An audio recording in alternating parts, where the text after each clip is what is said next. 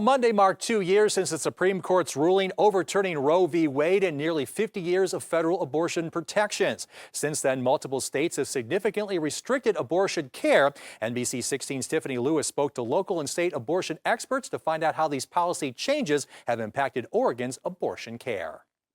Since the overturning of Roe v. Wade, Oregon experts say abortions statewide have increased by an estimated 40%. In southwestern Oregon, Planned Parenthood says patients seeking abortions has nearly doubled since the Dobbs ruling, with the vast majority coming from Idaho.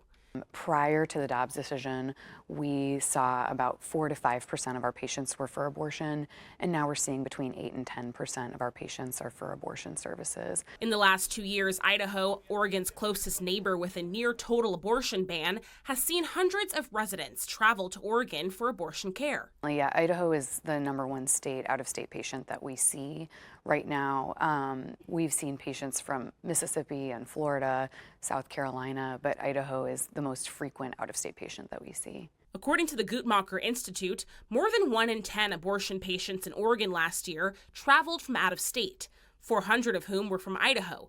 Most required urgent care. For individuals that are undergoing obstetrical care in Idaho, we are the nearest state that can provide emergency services in need.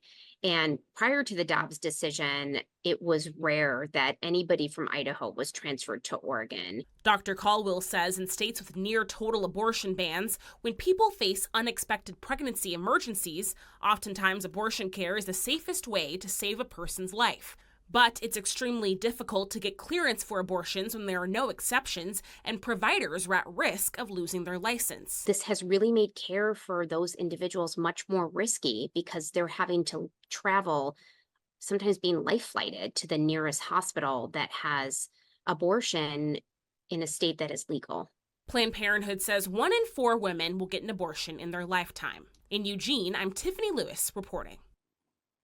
The recent leak of a Supreme Court opinion, once the official ruling is released, will allow health care providers to stabilize patients by performing emergency abortion care in Idaho, despite the state's abortion restrictions and felony punishments for doctors.